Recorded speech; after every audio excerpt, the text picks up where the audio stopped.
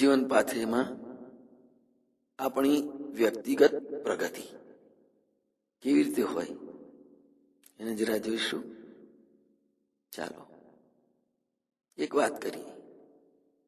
તમારા બાળકોને કહો કે વિશ્વ દરરોજ બદલાઈ રહ્યું છે. તમારી કોઈ રાહ જોતું નથી. લાઇટરની શોધ થતા દિવાસળી ભૂતકાળ બની ગઈ. કેલ્ક્યુલેટર આવ્યું એટલે મણકાની સપાટી ખોવાઈ ગઈ. 1, 2, 3 ડિજિટલ કેમેરો આવતા જ નેગેટિવ ફિલ્મનું માર્કેટ ખતમ થઈ ગયું.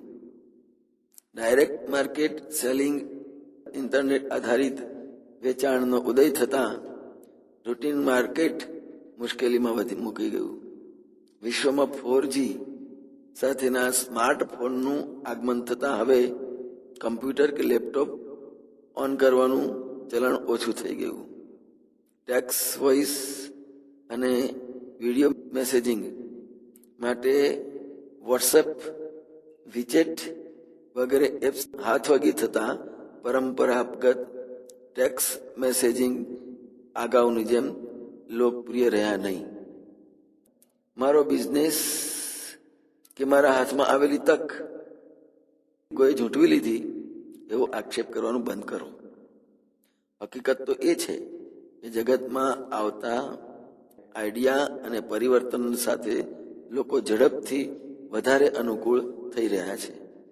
યાદ રાખો કે સતત પરિવર્તન એ કુદરતનો અક્રમ નિયમ છે, અફર નિયમ છે.